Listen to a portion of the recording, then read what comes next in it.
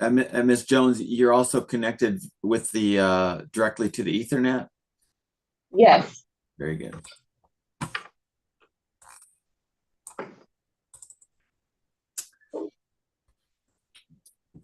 All right. It is 7:04. It is 5:04 in Arizona. And we will, Ms. Hobage, could you do a roll call for us? Yes. Mrs. Jones? Present. Dr. Winsor? Present. Dr. Tegent? Present. Mrs. Hobage? Present.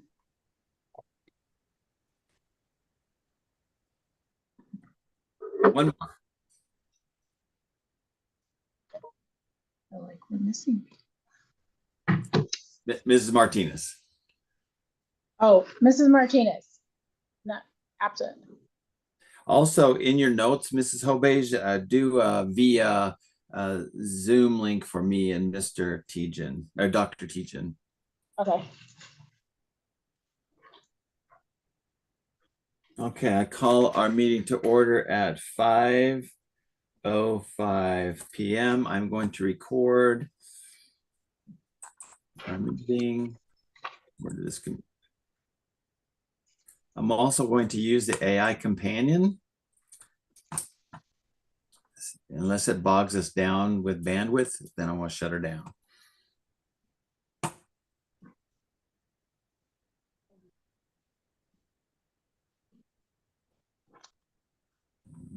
Okay.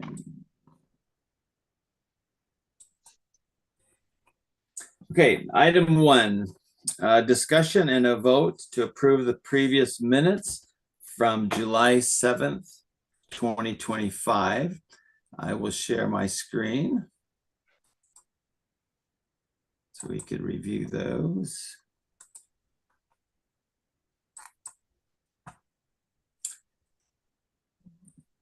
Am I sharing the right screen? Do you see the notes? Yes. Is there a way to make it a little bigger? How's that? That? Oh, yes, good.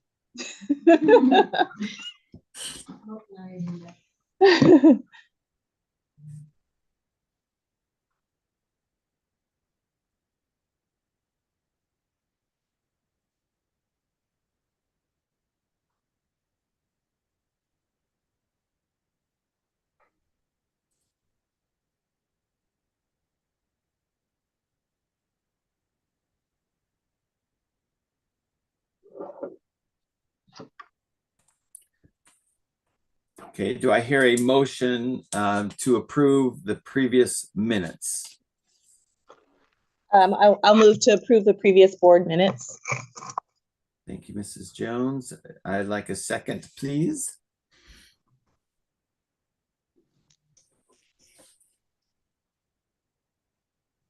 I'll second. Who was that? Was that Ms. Hobage? Ms. Hobage. Okay.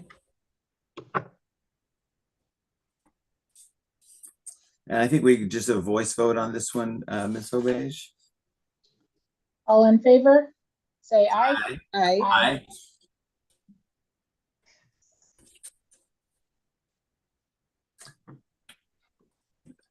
Appears to pass unanimously of those board members present. Item 3, I want to announce Mrs. Fatima Martinez sent me an email requesting to be removed from the board. Her life is just so much that she's unable to really attend the meetings and be as engaged as she wished she could. So I, thank her greatly for the service she has given to us. And that's just an announcement for us to make and to make it in our notes. Item number 4, presentation and discussion and a vote of our approval for the revised budget. Mr. Brice, I will share my screen. I'll share hosting with you. You can share your screen, please. Right.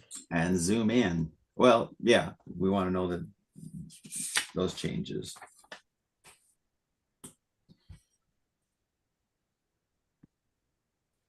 Weird.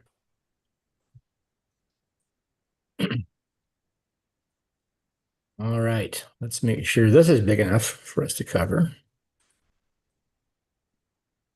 All right, so if you recall, we have a three-step process to the state budget this year. The proposed version that you've already gone through, the adopted version, which you've already gone through, and then a required revision. Normally, the schools are only required to revise their budget if they fell short of the enrollment projection included in their state budget. This year, the budget files were not available for schools to utilize until extremely late last fiscal year, and too late, in fact, to make it part of the budget planning process. So it gave us an opportunity actually to model the state budget again based on our actual enrollment now that we're live for the school year. This budget does include significant revisions as compared to the adopted budget to revenues and expenses based on a modeled down enrollment number. So with that, I'm going to jump through real quick and kind of give you the highlights, include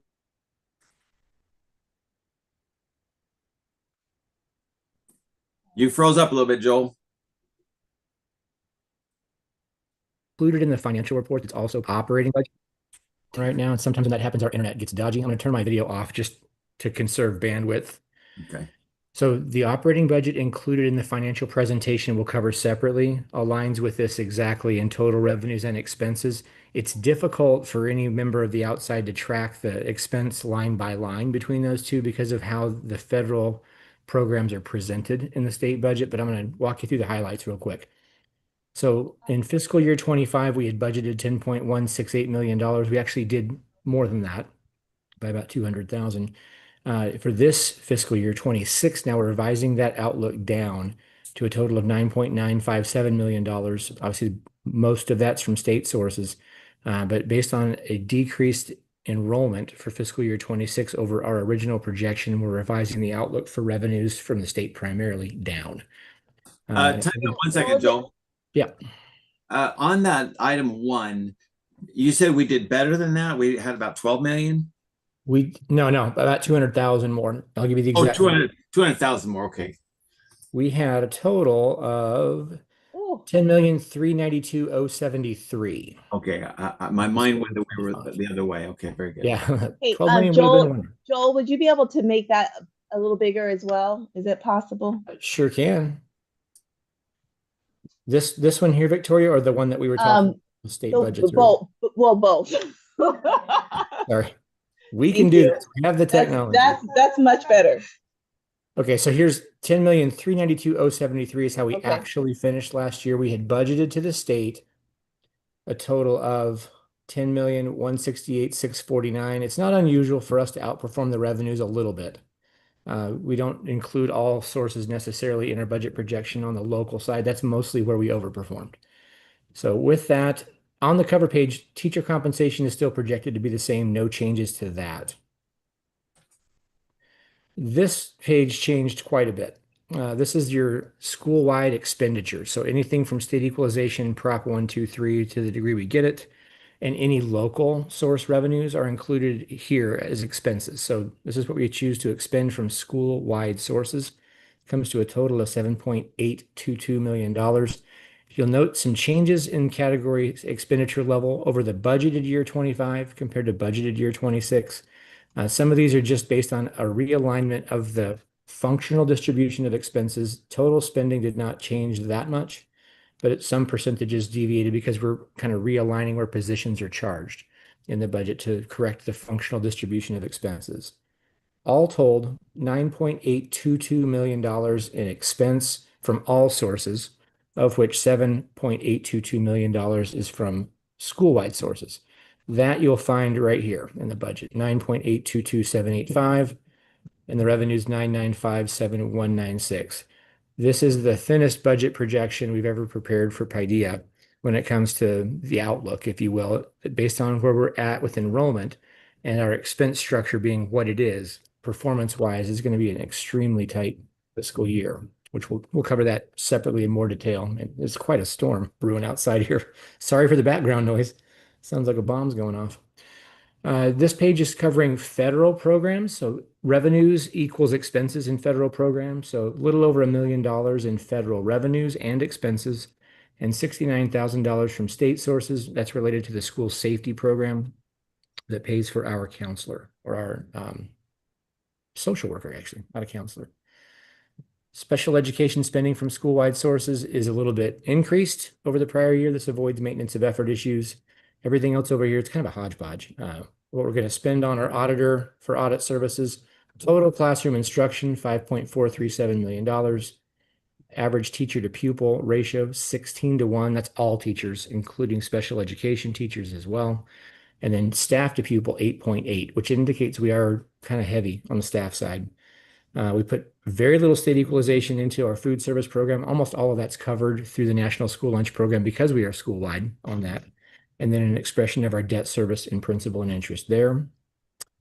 Classroom site funds, we're anticipating receiving $807,001 from classroom site funds based on our enrollment. We will expend all of it in the fiscal year to support teacher compensation increases given in previous years, provide for new compensation increases to teachers that will continue to maintain, and to provide performance incentives to teachers that are one-time funds based on their individual performance.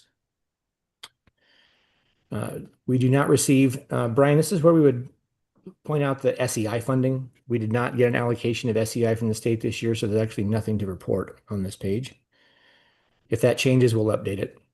This is your budget overview or summary page. This is required to be posted on the school's website at a minimum and any other public notice place. I always tell schools just post the whole budget. There's nothing unusual in it. Makes for good reading. And this is your project balance. So this is a new addition to the budget upload to the state where we're projecting basically our functional cash available, more or less liquid cash. Restricted and unrestricted is grouped in here, but we finished fiscal year 24 with $5.7 million. We moved through fiscal year 25 and lowered our cash outlook to about 5.398. And in this fiscal year, we are anticipating using about $370,000 of that cash reserve to support the current year budget deficit, not on the expense side, but on the balance sheet activity side. As we service principal on our indebtedness and other capital acquisitions, we're going to be required to dip into our cash. It will not be supported from the current year 26's budget proceeds. So that will decrease our cash position somewhat to about $5 million. I want to point out to the board, because we're going to talk about this more, though the budget is challenged for fiscal year 26, the school is in excellent financial shape, position-wise, and certainly has the means to weather through a downturn and build back and get back on top of things. So this is not a critical business issue in our face so much as it's something we need to solve for now to avoid any issues in the future. So with that, I give you the revised budget for fiscal year 26. Any questions from the board?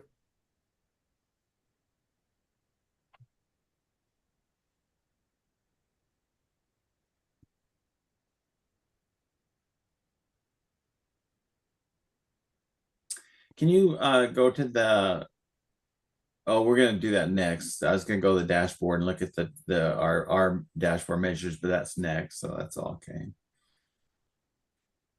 I would entertain a motion to approve the revised budget for fiscal year 2026.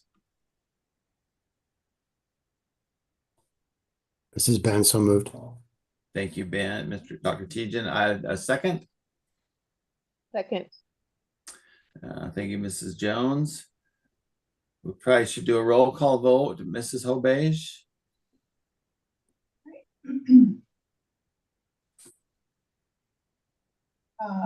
Mrs. Jones, Yes. Dr. Winsor, Yes. Dr. Tejan, Yes. Mrs. Hobeige, yes.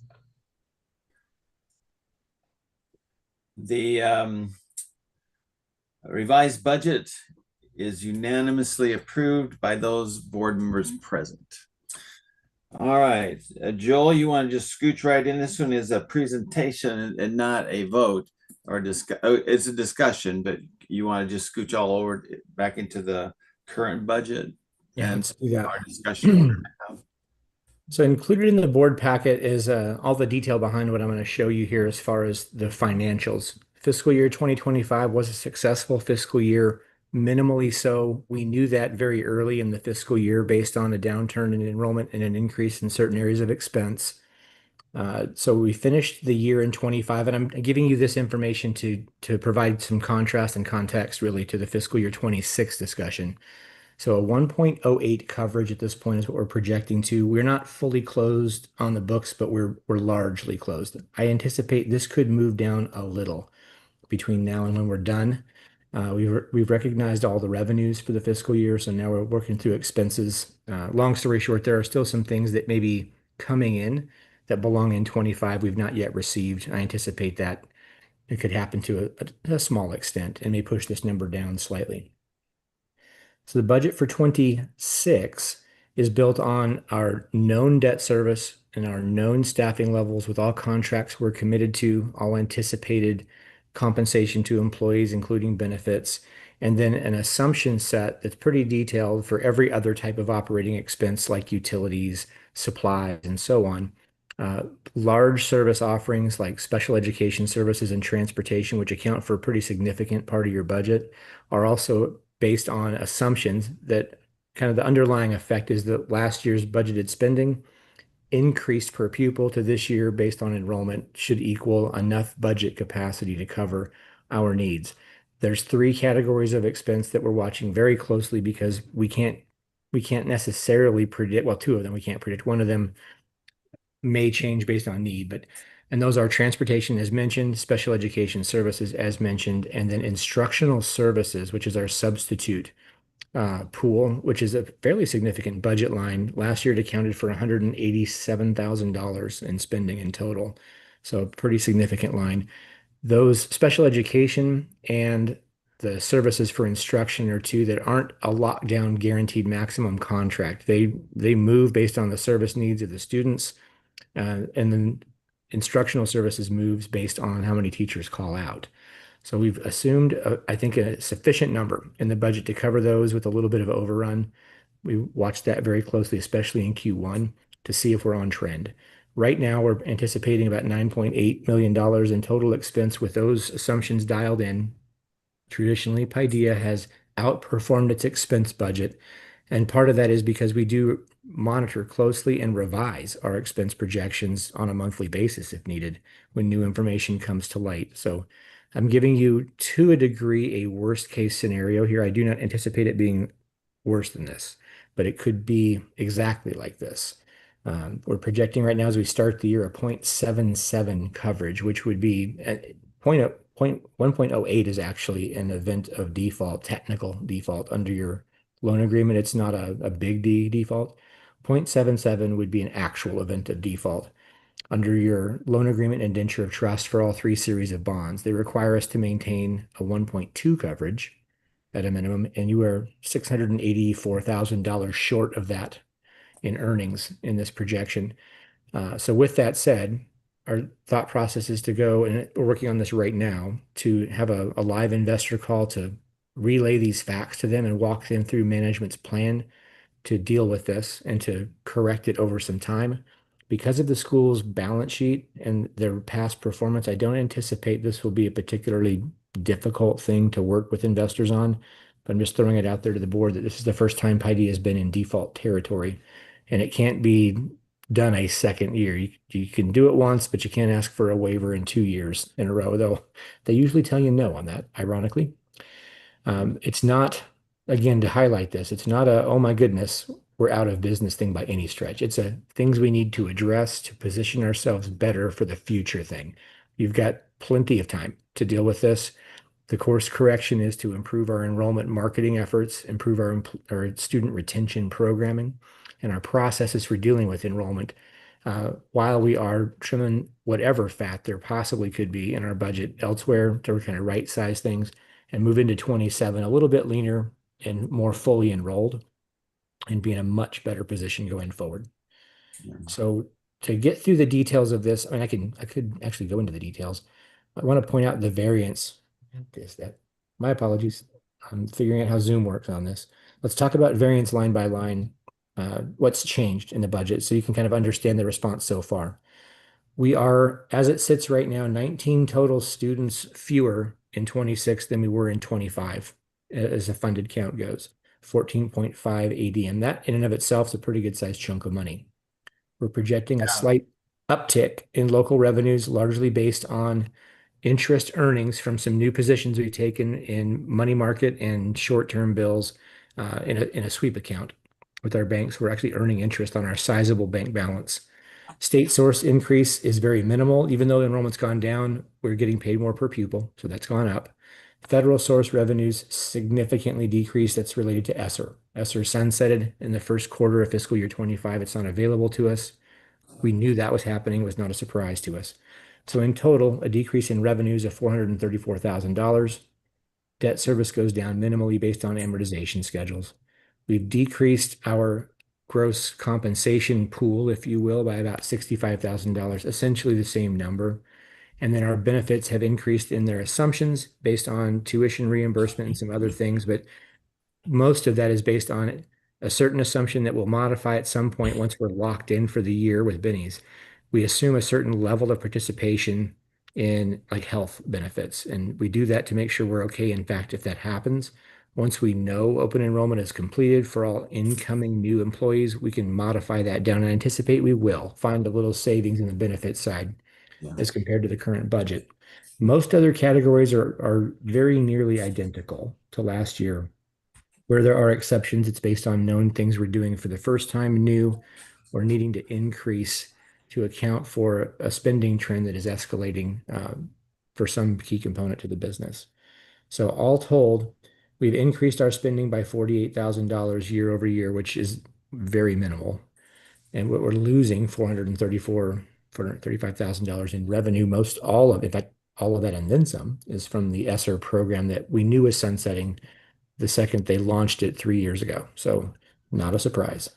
That's No, what's compressing performance. And we'd prepared for that. We knew it was coming. Absolutely. So we didn't attach, committed funds to that over and over the years.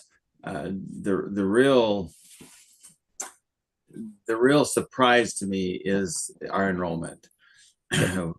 We'd planned at first on well over 900 because that was a trajectory we were on. Yep. And then we said, nah, let's just be safe and go to 890, 889 or 890. I said, all right, well, let's just be even safer and go to 860. Okay, we trimmed the budget to that. And then it was like, are you kidding me? 825? I almost fell out of my chair when you gave me that number. Like that's, and we know that's the number too. There's not a question about the accuracy of the count we're giving you at this point. So there's no other enrollment coming our way. And it's the first time we've had a downturn in total enrollment that wasn't related to a worldwide pandemic.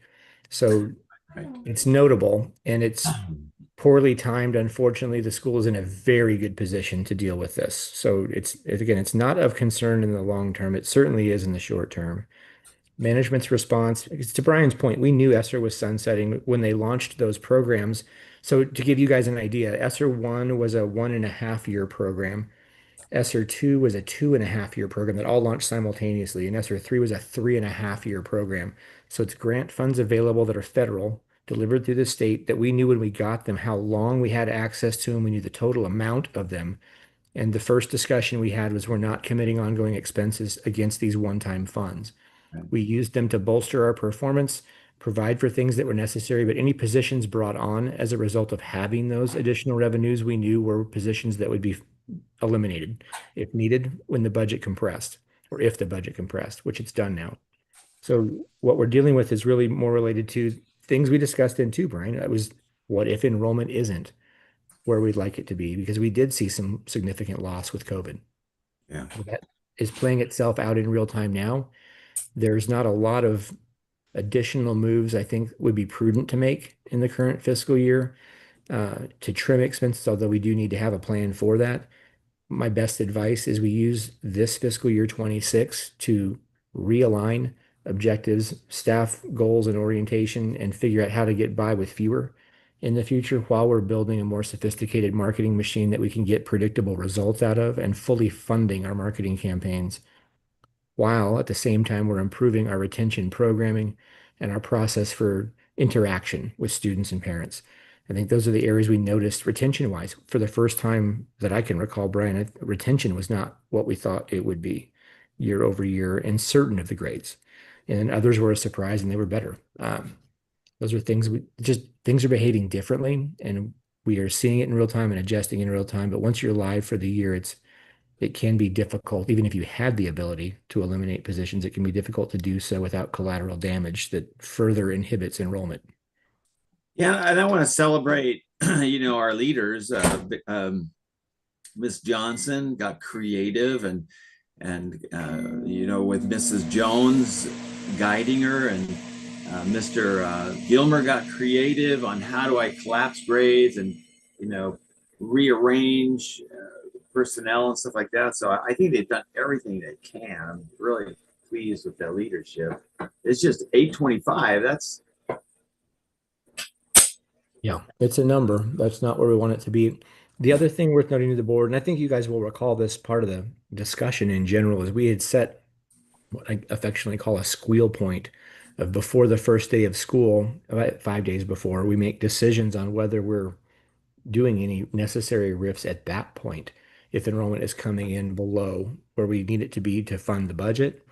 And to do that based on what we felt we had in enrollment. So the discrepancy and the area for improvement, frankly, is of those we had on the books fully enrolled, not enough of them showed. And that's the new condition that's kind of presenting itself for more or less the first time to Paideia, is people that said they were here and had went through the entire enrollment process didn't show in such a number that it pushed us far below our budgeted projection.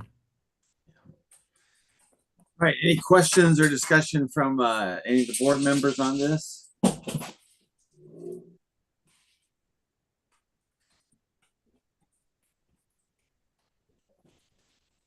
Do we have a separate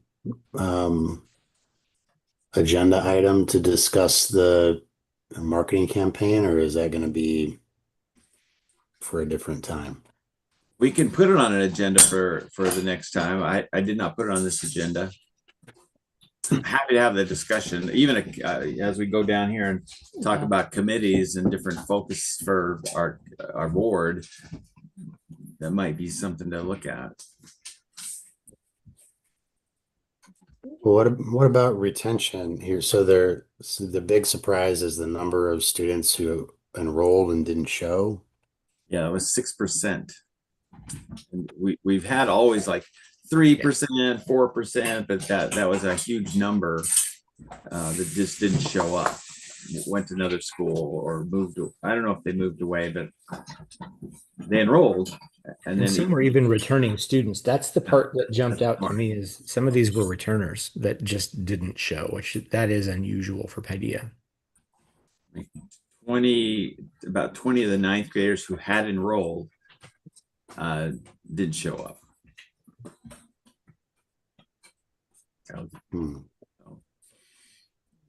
And to fully define what that means is we've made every effort to contact them, obviously immediately and continually. Yeah. So it's not like we just went, oh, they're gone. No. But much effort was expended there. Yeah. Did you get feedback from any of them or did you have any luck even talking to anyone? The feedback we've gotten so far is a lot of movement, just out of the area. That's been a lot of it. Yeah. That's a chunk of it. Yeah. Big chunk of it. There was a certain amount, not a huge chunk, but Sedma got about people weren't happy about our retention policy, and you fail the grade, you fail the grade. So we lost some because of that. So if they move schools, do they go into the next grade, or are they still retained? Depends on that school, because the school. Depends on the integrity of that school, because our report card and our transcripts say they should still be in whatever grade. Right. That school, and we've had that happen in the past. A student was going to be retained by us, they go to another school, and the next year they come back and that school sent them through this grade and they continue to struggle academically. So it's a frustration point right now for me, integrity.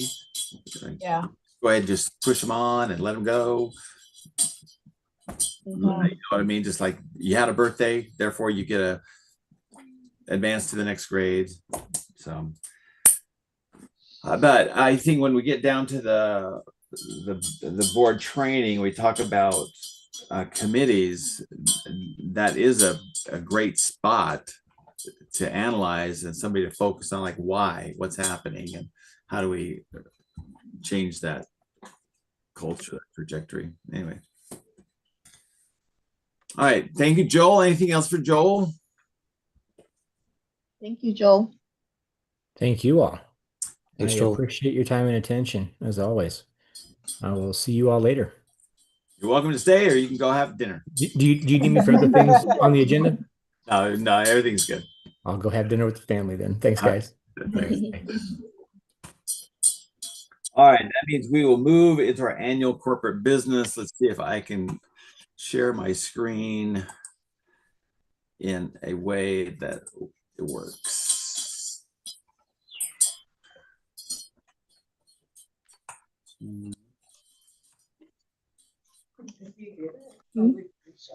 Oh. Okay, did I share okay?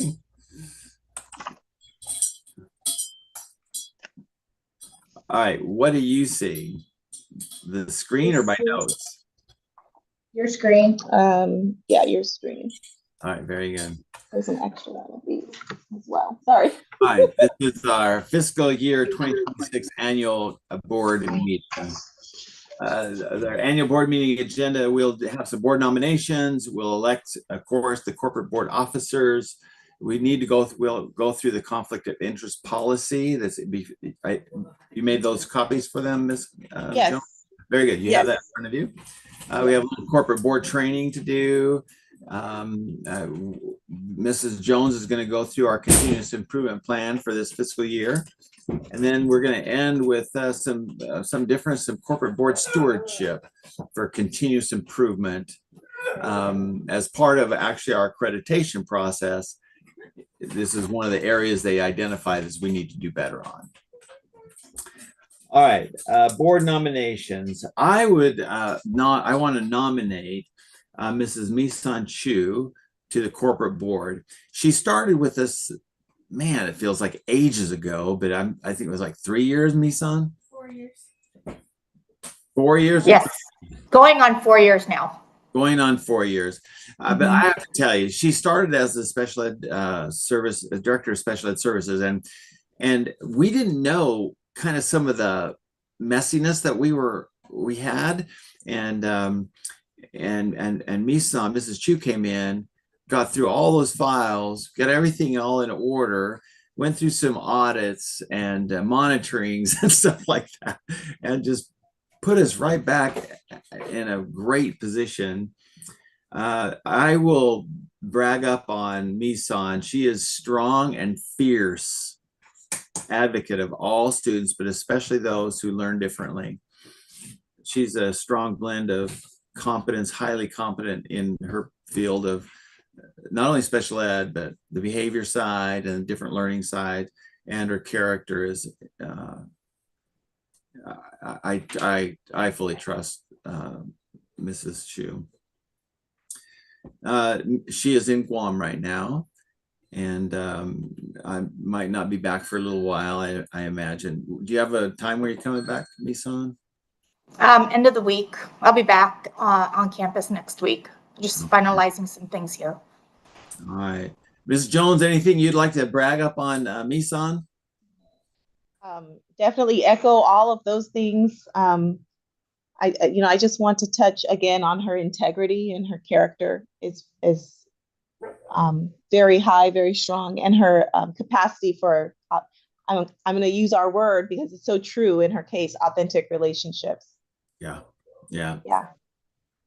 Sometimes her authentic relationship leads her to pranking people. Yeah.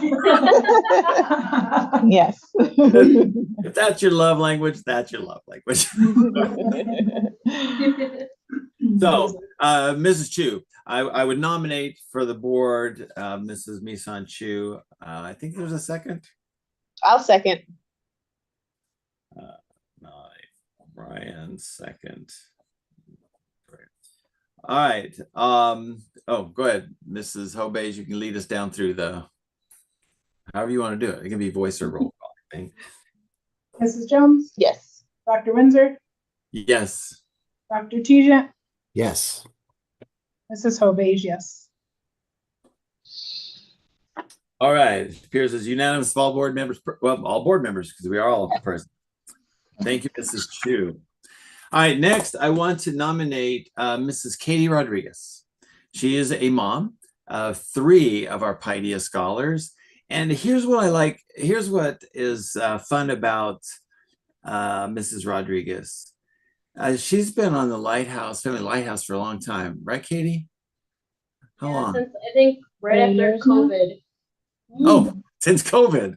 Holy Yeah, shit. right after COVID, I think was the first year back. She's been kind of an informal counselor to me. She's like unafraid to say, I want to talk. And I remember there's been a couple of meetings. One, I think they were considering moving away. And I'm glad she stayed. I'm glad their family stayed with us. She also has sat at my table to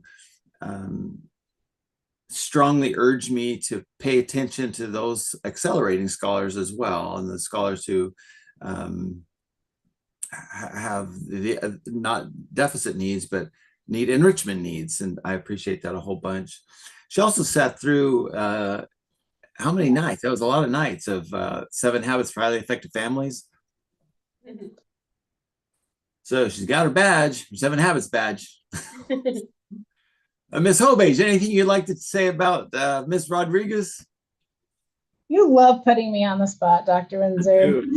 That's what I love about you. Yeah, Katie's been on Lighthouse since after COVID. We started to back up, and she's always there, always volunteering, always ready to participate and do the next thing. I think this year she's taking on the social committee to make us more social and less always about school. Maybe that translates into our theme of authentic relationships. You know, the social side of us instead of all business. We got to get the social side too. Right. Sorry, we have We're our having a phones major- taking keep Major buzzing dust storm. about major storms over here. So Oh, we good. have fun weather too, not just 120. That's awesome. All right, so I would I nominate Mrs. Rodriguez to serve as a board member. Here a second. I will second. Okay. All right, Ms. Hovage, take it away. Mrs. Jones, Yes. Dr. Winsor, Yes. Dr. Teacher, Yes. Mrs. Hovage, yes. All right, it appears unanimous. Mrs. Rodriguez, you in. Yay! All right, and Ms. Loring and I will guide you through the rest of it. You gave me one of the documents, so thank you so much. Now we just got one more thing to do. The fingerprint clearance card, unless you already have one. I already did it, and it already said it's going to be mailed to me. So. Oh, nice. You're on top of it. That's awesome. All right, election of board officers. So this becomes that awkward moment every year. So people get voluntold to do stuff.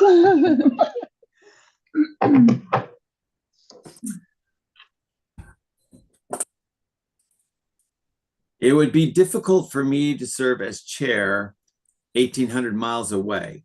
I can do it. Is that you saying you're moving back? No. To solve that problem. Right. Your chair right now. Are you right, there, Dr. Mrs. Winsor? Jones? Oh. I am here. Mrs. Jones, your chair right now, right? Oh no, Dr. Winsor is chair. Oh, he is still? Yes. I'm chair. Okay. I thought we switched that last Dr. time. Winsor, yeah, he is chair. Or maybe we talked about it. Yeah, as Ms. Jones had her little Olivia, we wanted to make Yes. sure we didn't overburden her.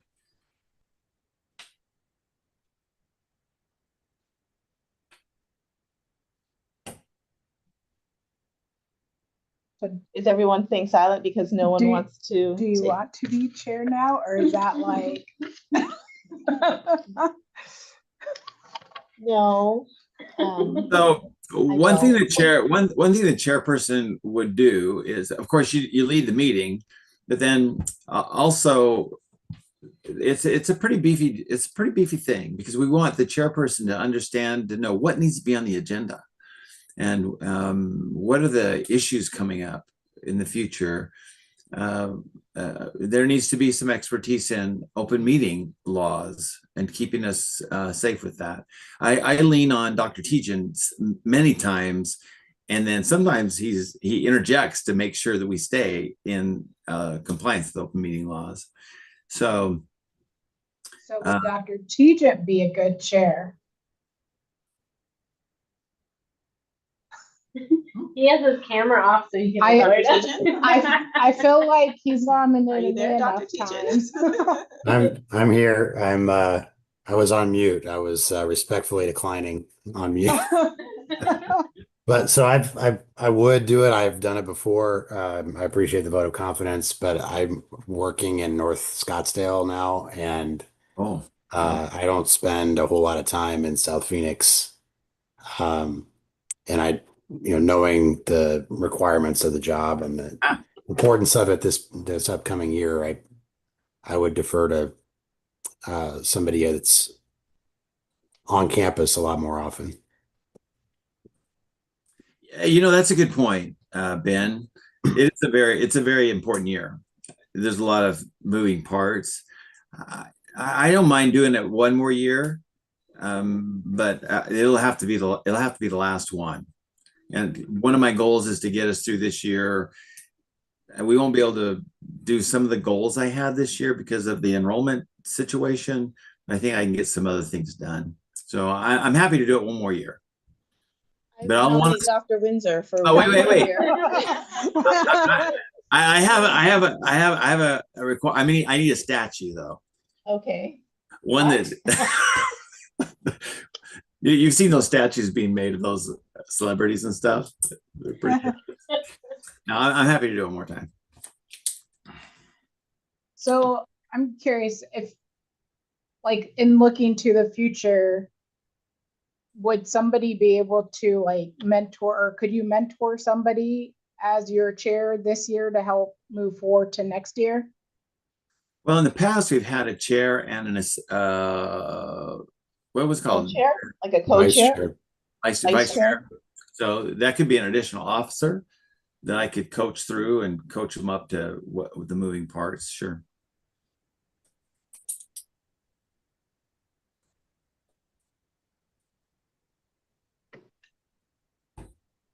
Okay, well, I believe Mrs. Jones said she motioned for Dr. Winsor, and I will second that. Okay. Should this one be? I think voice. roll? I think Voice? voice is good. I think on Okay. this. All good with Dr. Winsor being chairperson? Say yes. Yes. Yes. Yes. Right.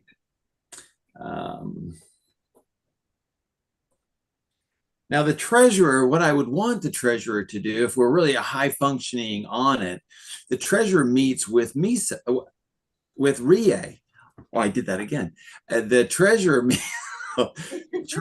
meets with RIE Nakamura on a monthly basis and kind of reviews would meet with Joel, but I think the way I want to go is get those reports from Joel, get them into Nissan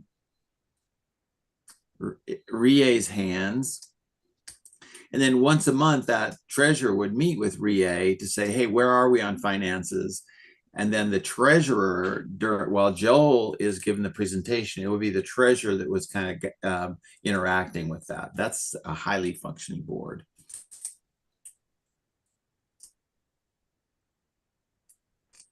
She's not even scary. RIE's she's pretty good. She's amazing. She's been helping us with the lighthouse. It is wonderful. Yeah. Yes.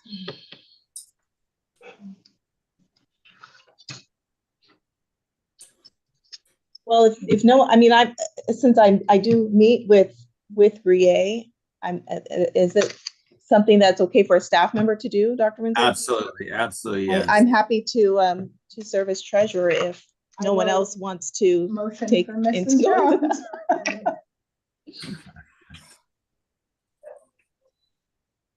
Okay, I'll second that if nobody else did. I third that.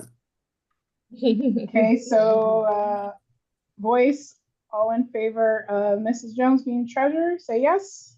Yes. Yes. Now, secretary, in a highly functioning board, the secretary really is watching over the documents. Okay. Dr. Winsor. We just lost lost the power. electricity, You lost your electricity. but you're on battery backup. Sweet. Yeah, we We lost just can't power. see. Went dark on us. Go ahead, keep talking. Wow, that's wonderful. All right, so I'll talk fast. Let's see how much power he's got. 50% remaining here. 50%. All right, we'll talk fast. Secretary really isn't a glorified note taker. That's kind of not really what it is. The secretary would watch over the process of our documents. The secretary would make sure that the notes were done correctly and that they're uploaded to our website people to do that. So that's really the secretary part. I would love it if we had somebody that could attend the meeting and just take the notes. That's why I'm kind of playing with AI a little bit tonight, just to see if that is a solution. Yeah, somebody that's here and maybe doesn't work 50+ hours a week and other responsibilities like Lighthouse, if it's going to get more involved. That's exactly what I'm thinking. You got a lot you do with the school already, and committee time. There's another thing I have in mind with that one. Oh, great. I would be willing to do that, Dr. Winsor. All right. I'm doing the secretary stuff on the Lighthouse Committee too. So. Oh, perfect. All right, and I can coach you up on some of the processes. Okay. All right, do I hear a second on that? Did you, are you the one who motioned for her? She motioned herself. Oh, okay. I didn't know we could do that. I can't see what I'm doing here. Sure. Second, I'll second. Mrs. Hovage seconds. All in favor of Mrs. Rodriguez being secretary, say yes. Yes. Yes. There he comes. Ben was knocked out of service. My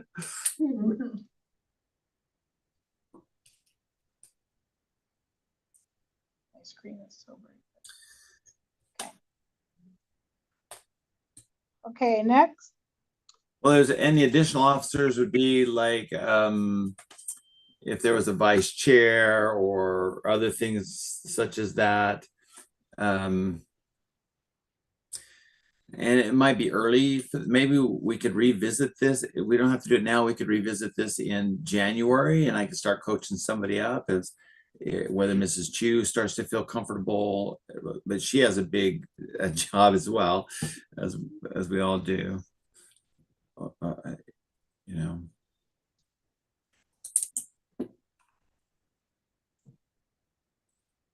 All right. I think revisiting once our 2 new members have their feet a little wet would be good.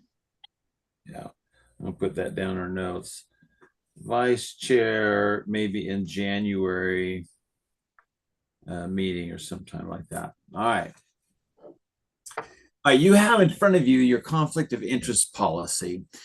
Because we need to go fast and it's dark, I want to make sure that you gotta commit to reading that and understanding the conflict of interest policy. But for now, get a flashlight, your phone out, and you got to sign that thing and get it over to Mrs. Jones. Did it change from last year, or is there anything? No. No, it's exactly the same. And Can you give us a summary of it really quick? Sure. You can't receive benefit from being a board member unless you're an employee. You can't have a business and then have Paideia have a contract with your business. That'd be a conflict of interest. For example, if we're building a building and you're on the board and you vote for us to build your building, for your contractor to be part of our building, that's a conflict of interest. My brother used to do our law until we got Paideia. He was my business lawyer until we got Paideia, and then it would be a conflict of interest for my family member to also give legal advice to Paideia Corporation.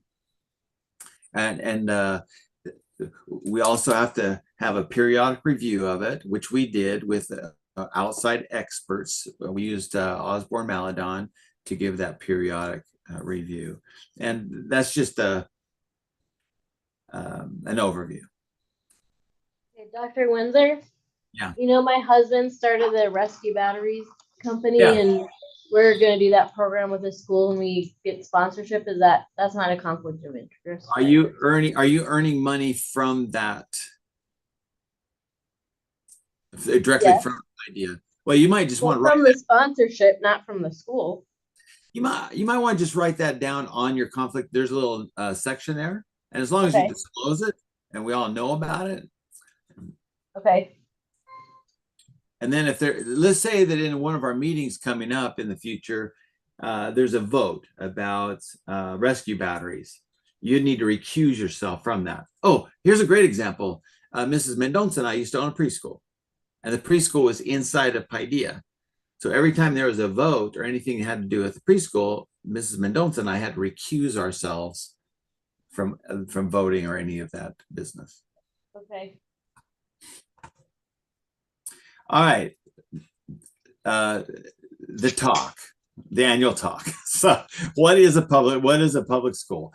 A charter school means public school. And the mistake sometimes is that there's public schools and there's charter schools. We're all public schools because we receive public money. We are chartered by the Arizona State Charter Board, the Arizona State Board for Charter Schools. School district means a political subdivision like Roseville. They have a boundary, a actual physical boundary that they're guided by, that they operate inside of. A charter board operates inside of the boundary of Arizona. The legal purpose is, we want to make sure we understand this, that our whole purpose is to provide a learning environment that will improve pupil academic achievement, provide academic choice for parents and students, and have an alternative to traditional public schools. What's our mission statement? What's our moral purpose? Take 30 seconds and see if you can remember, what is our mission statement? And where can you find any of the symbols of our mission statement?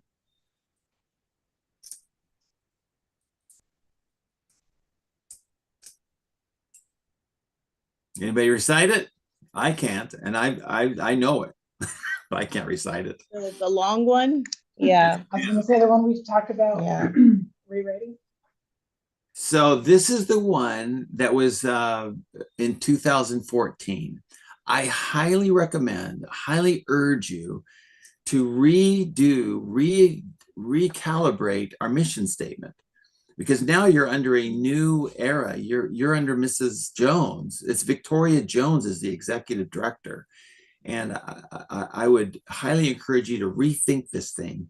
Go through the whole process of getting stakeholder input. Go through the process of what is your mission now as Paideia. When I thought of it, the mission was to empower students, everyone actually, the whole person, body, mind, heart, spirit, through education. That's how it was originated. That simple. I highly recommend, because you have a new charter from 2027 to 2047. You've been granted a charter. Yeah. Our charter sponsor is the Arizona State Board for Charter Schools. We have a charter contract that's 20 years. It's dated July 1st, 2027 to 2047, a 20-year contract. I will be 86. I'll see you there. Oh, no, I will not. I'll be more than that. I'll be 80. I'll be way old. The charter holder is the corporation, the Paideia Academies nonprofit corporation. That's the charter holder. The charter representative for now is me. That will change this year. The structure of Paideia Academies is normally a school would have a corporate board and a governing board. I chose to have the corporate board be the governing board, the school board. Just simplifies things down as an organization. The corporate board members have to be the same on the Arizona Corporation Commission as they are on the Arizona State Board for charter schools. These are who are listed right now on both. Do I have everybody? Yeah, except now I'll go through the process of adding Mrs. Chew and Mrs. Rodriguez. Now, LEA stands for Local Education Agency versus a school site. So Paideia Academies is our LEA. That's a local education agency. We have 2 school sites, Paideia Academy South Phoenix, K6, and Paideia Liberal Arts Academy, the 7 through 12. All these governance documents, Victoria, Ms. Jones, they have their leadership binders. I mean, they're excellent. All right, we're not going to spend time on that today. You got them. I want you to make sure you thumb through those because that's what you're responsible for. All these governance documents are inside of your binder. They're all up to date. The organizational chart is up to date. How the organizational chart works now is I'm still the executive director. Mrs. Jones is the executive director of educational operations or executive director of education. Is that what we said? Educational operations. Education. Of education. Yes.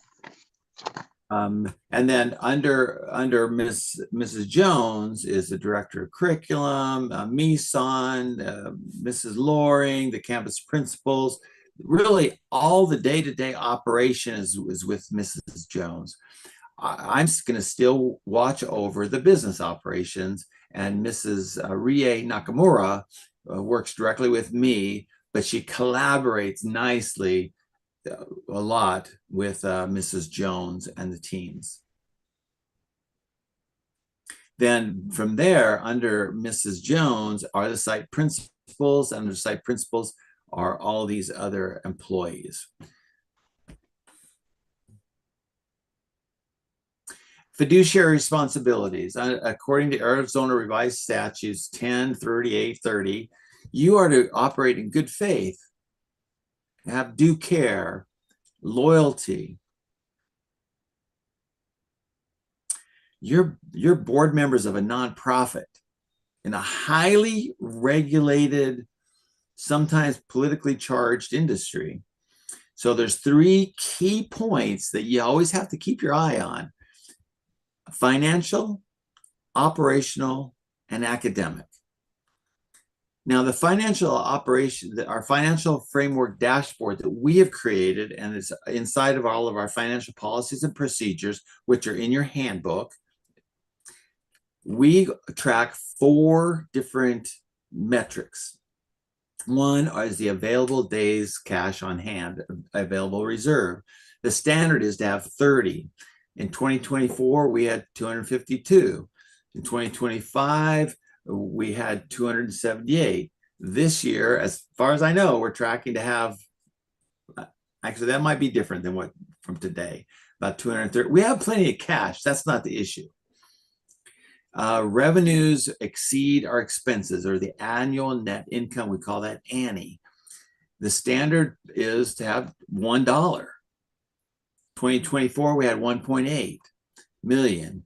2025, about 838,000. Well, actually, I think minus some because of the report today, the latest. And in 2026, we're tracking to have not this. This was before all this budget stuff happened. Then the next one is our debt service coverage ratio. It is the crisis, it's the critical one right now. The standard is 1.1. Our bond holders want us to be at 1.2. We've always done it. 2024, we're at 1.8. 2025, our enrollment started to deteriorate. It's at 1.08. And then this year, we're tracking to be less than 1, which triggers a default.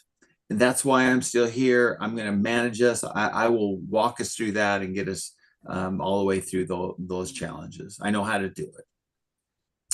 Average daily membership is the fourth metric that we want to watch carefully. The standard with the Arizona Charter Board and with our bondholders is just growing or sustaining. In 2024, we met that. 2025, we barely met it because we sustained. This year, I'm not certain if we're going to meet that one because of the 825. But there's a lot of calculations to go on. The math is really complicated with how they do that. They go back 3 years and look at things. Operational performance. It's the operational performance tracks such things as all of the operations of enrolling students, all the operations of Mrs. Chew's huge responsibility of special education. It goes through with Mrs. Loring's huge responsibility of human resources, and Rie's huge responsibility of payroll and all the finances, the operations of the finances. It goes through our corporate board operations, and every year we've been green. We're operationally, we're sound. We meet the board's performance every year. Academic performance. I want you to understand that our academic, our state grade for K through 8 really comes from 5 categories. 50% of our grade is the growth that our scholars make. 30% is the achievement or the proficiency. 10% is English language learn.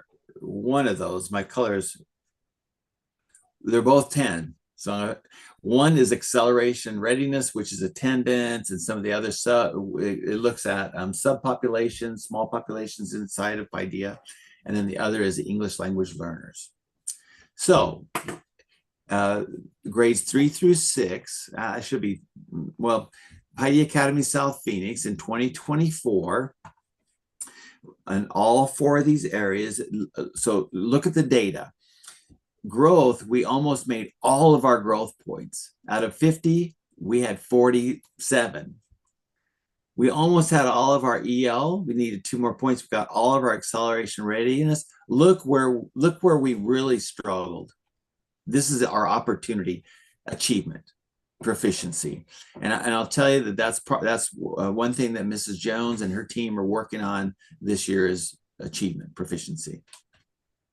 We earned 78.6 points. We were like a hair's away from an A. We got a B.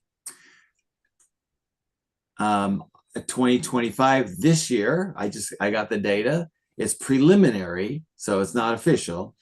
But look, we went up in proficiency. So good job, Mrs. Jones and everybody. We increased in our proficiency. We increased in our growth. We increased in our EL proficiency. That was a good year. And got all of our acceleration readiness growth points. And we are at 82.4. I believe that's an A, but the cut scores are different every year. Was there a question? No. Great. Just excitement. Paideia Liberal Arts Academies, 7th and 8th grade, they got their own score because they're part of another school. They're part of PLA in 2024. So you can see that they had they needed more proficiency. They need more achievement. The growth was pretty high. EL was all right. Acceleration. So they had 78.6, almost the same as the 3 through 6. And then 2025, they also increased in proficiency, increased in growth, almost all the points in growth. That's a celebration right there, Mrs. Jones. Yes. And then they have 82.18 points, which that's not an A, that's pretty dang close. Now, 9th through 12th, they're scored on also 5 things, but the EL isn't in there. Instead, they're scored on graduation and college readiness. So in 2024, it was the first year out the gate. We didn't have a graduate. It was our first year with a graduating class. No, we didn't have a graduating class. So we didn't get any points. 2025, this year, out of 30 proficiency points, we got 11. That's not good. Out of 20 growth points, we got 11.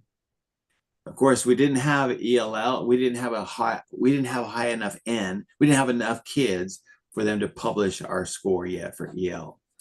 And then we don't have a 4, 5, 6, and 7 year graduation rate, so we couldn't get those points.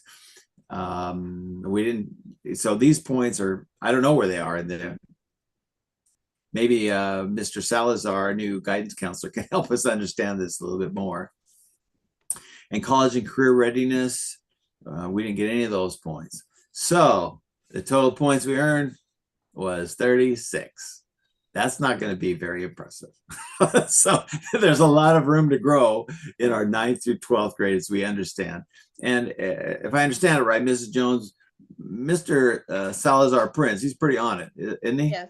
Yes. He'll guide us. Yes. All right. So now Paideia Liberal Arts Academy as a hybrid. So they're also scored as a hybrid school because it's 7th through 12th.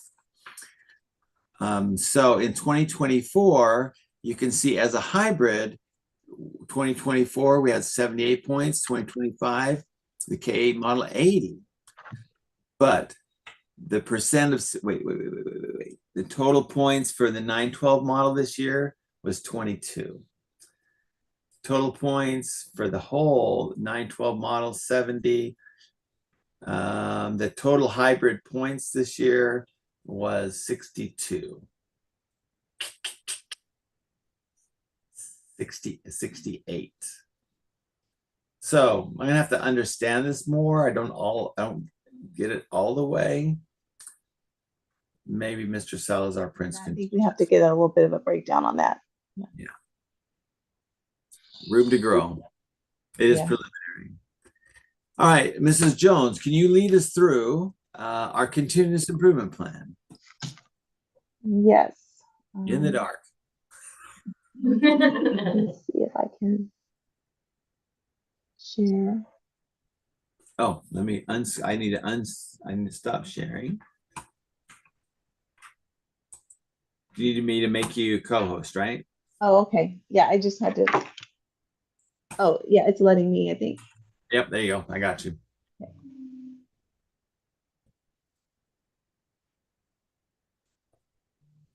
Okay.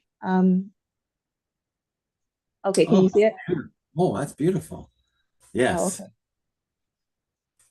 Okay, so we met over the summer, our executive leadership team, along with principals. Actually, Miss Jones, Yes. could you hit the button, the thing that makes it full screen? It's up in your upper right corner of the PowerPoint. I think it is on mine. Let me stop sharing and do it again. Yeah, because I'm also monitoring YouTube, and it Yes. didn't do the whole Is thing. is it full screen now? Yes, beautiful. Thank you. Okay, yeah, I think I just had to reshare. Okay, so the background on this, we always meet every summer. We have our continuous improvement, our annual continuous improvement summit. So we met with our executive leadership team, principals, group of teachers, stakeholders, and we come up with our strategic theme and our objectives for the year. So this year we We analyzed and evaluated last year's strategic theme, which was authentic relationships. We look at data, survey data, the parent surveys, student surveys, teacher surveys. We look at academic data, and then we look at behavior data, referrals, and all of those types of things. And then we analyze all of the data to determine where are our holes and what is it that we need to improve, where do we need to work. So we've decided to improve the strategic theme we had from last year, authentic relationships, carry that over to this year and improve our authentic relationships even further. So the idea, so we created a priority statement, which is to increase authentic relationships to build rigor and support for all. And the idea of that is that we believe that through authentic relationships with across our entire campus community, with our scholars, our parents, our community members, teachers, administration, we believe that by building authentic relationships, we will be able to add more rigor because we'll know our scholars even better, our families, and we'll be able to build our own ability to be more rigorous in our classes. So we're going to build rigor and support for all. And also those are concepts that come from AVID, which is a big part of what we're introducing in our elementary school. We've been doing AVID in our middle and high school as well. So our objectives, we have 3 objectives based on this strategic theme. Objective 1 is to implement what's called the multi-tiered systems of support, MTSS. And this is really spearheaded by Mrs. Chew and her team on really helping us implement MTSS, multi-tiered systems of support through intervention, academic interventions, behavior interventions for scholars who need additional support with fidelity. Objective 2 is to intentionally ensure authentic relationships across our campus and school community. And that goes, again, across the board from administrators to teachers to students to families to our community. And objective 3 is to analyze our common assessments. So looking at our assessment data from our curriculum and our informal observations in our classrooms to ensure rigor with support for all. So with each of these, just a brief overview of what each of those things mean. So we'll be identifying the percentage of scholars who are receiving those interventions through our MTSS system and any evidence of those supports being tracked consistently. For objective 2, we're identifying intentional check-ins in Paideia 7 Habits language, the emotional bank account, how everyone is doing, our scholars, our teachers, our staff, and logging restorative conversations. We're getting feedback from scholars, teachers, and families, and we're emphasizing teacher voice and input, as well as scholar voice and choice. And for objective 3, we're tracking rigor using a walkthrough form and an observation walkthrough form. I'm looking at section 4 of that form to monitor evidence of rigor and supports in the classroom. We're identifying classes that are administering their common assessments, looking at our scholars who are at or above grade level, and we're cross-checking that data with our common assessments to make sure it aligns. And that's it. That's an overview of our, whoops, I think it just stopped sharing, but are we back? Okay. That's a quick overview of our continuous improvement plan for this year. You know, Ms. Guerin, as you're talking about that and the challenge of enrollment and retaining our families, it feels like authentic relationships would be a key to that. Yes, we talk about that often. Yes. The Family Lighthouse Committee, you know, that could be on our board of someone who just spearheads, hey, it's relationships, it's what it's about. Yeah. Very much. Wonderful. All right, let me share my screen. We can get this thing the rest of the way taken home. All right, the last thing on our board meeting agenda is the corporate board stewardship. One of the things I identified through our accreditation process was really activating all of our stakeholders in improving Paideia in our continuous improvement. And one area that I have not been able to do well is figuring out how do I involve or engage the corporate board more in our stewardship. And I think I just didn't have the language. I didn't know what I didn't know. But here's some identified by Cognia, our accreditation organization. Here's the key responsibilities of the corporate board. And in front of you, you should have your corporate board stewardship toolkit. I know it's dark. Use the glow of the PowerPoint for continuous improvement.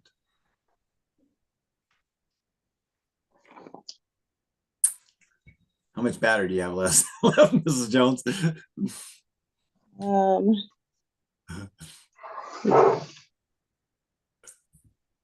47%. Oh, we're good. We can talk all night. Yeah. Let's not get carried away now. Yeah. We don't have any AC going. Yeah. Oh, that's right. All right. So here's the 4 key responsibilities of the corporate board of the Cognia characteristics. There's 4 characteristics and 30 standards. Characteristic 1, leadership for learning. 2, culture of learning. 3, engagement of learning. And 4, strategic resource management.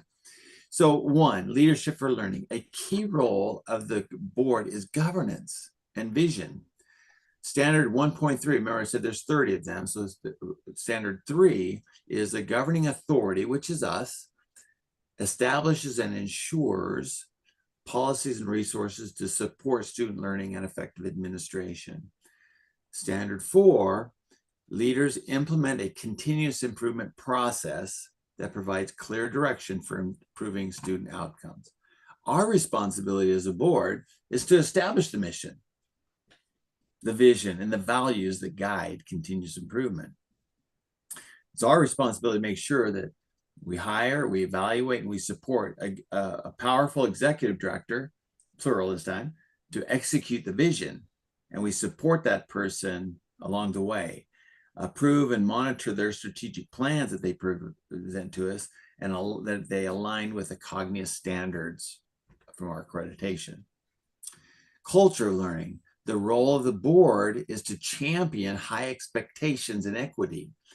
It's really the school leadership, campus leadership that operate this, that do it, but the board should support it by ensuring that the policies promote safe and inclusive environments, high expectations for all learners, data-driven decision-making.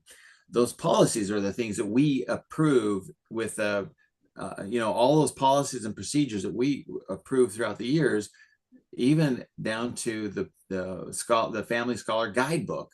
That's one of the policies. The Standard Operating Procedure Manual that Mrs. Jones then put together every year. I think we, as a board, we should be reviewing that as well to make sure that we're championing high expectations and equity. Our responsibility, we need to require regular reporting on academic and social emotional learning. And I don't think I've done a really good job about that. I've been so focused on finances and operations that I don't know I've done that very well. But I think with Mrs. Jones leading us, we can get some more reporting on academic progress, especially achievement. Making sure that we allocate resources to support the whole child development and restorative practices that align with our values. 3, engagement of learning. The key role of us is accountability for student learning. It's not really the board's direct domain for accountability of student learning, but we want to make sure systems are in place for effective teaching and learning. This includes monitoring the outcomes of assessments like the MAP growth, achievement, and Arizona assessment, the state testing. We want to ensure that we support curriculum and instruction that are aligned with standards.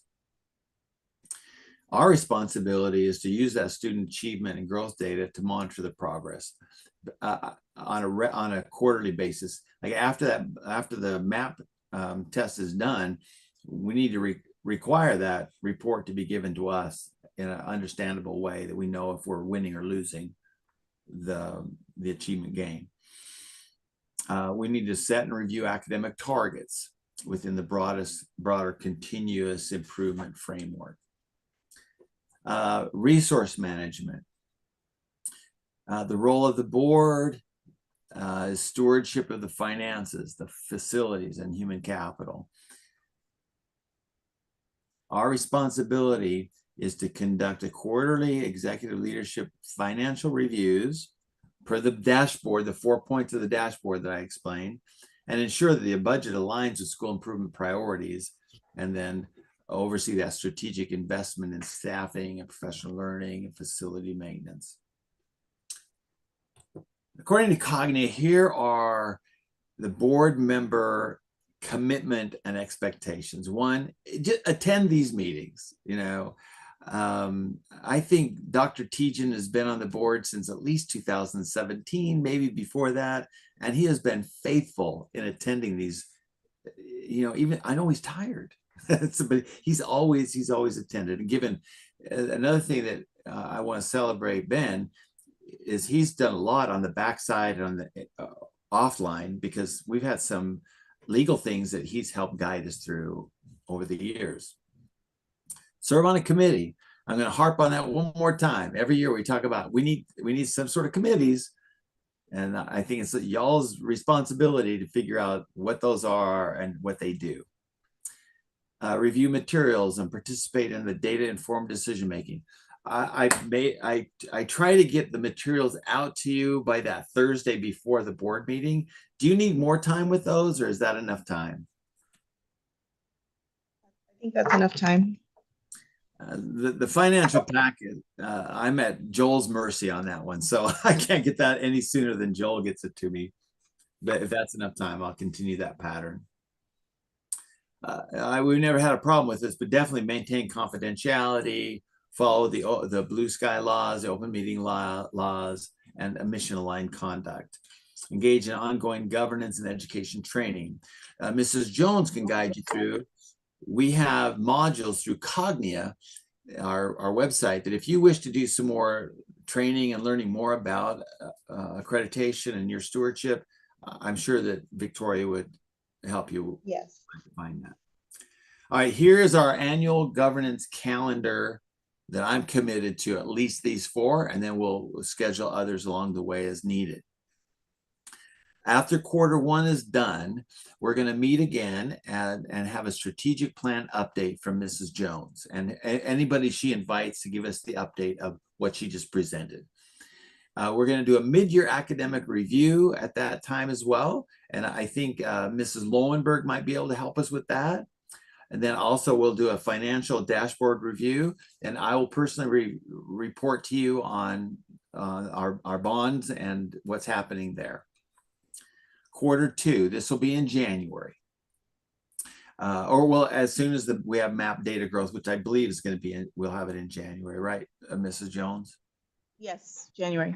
All right. So we're going to review map data growth from the August administration to the December or January administration. I also want Mrs. Nakamura to review some facilities. I want some HR resource alignment, make sure that we're understanding what's happening inside of our company, inside of our school, our corporation.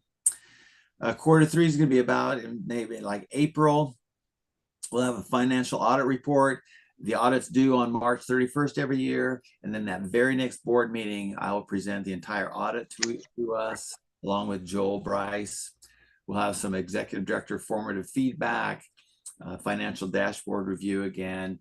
And also, by the way, on that one, we're going to review some policies and procedures and make sure, are we still aligned with our continuous improvement and our mission. Q4 will be a final executive director evaluation. Mrs. Jones has an evaluative tool that we're developing, and between her and I would like to know how we're doing on our leadership. We're going to look at our strategic plan, ask Mrs. Jones to present that to us again, and ask the question, how did it go? And then again, the financial dashboard. last for tonight, I would like you to take the board reflection. I want to reflect. I want you to reflect on how are we doing as a board.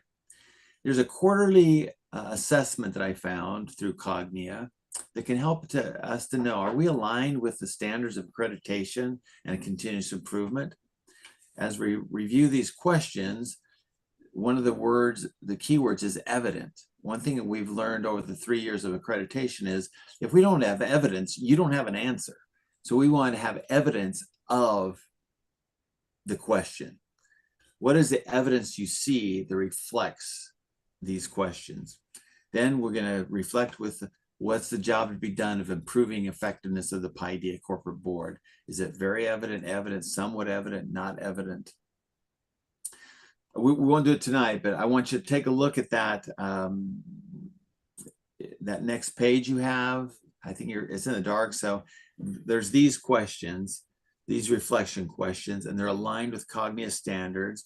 So over the next few weeks, I'd like you to take a look at that, and maybe what you could do is scan this in and send it to me or Mrs. Jones, so we could kind of get a feel for what we need to do on this next board meeting coming up in October. We might have another board. We're not going to have another board meeting, but at least the one I'm highly committed to is October 1. All right, any questions on that? That was fast.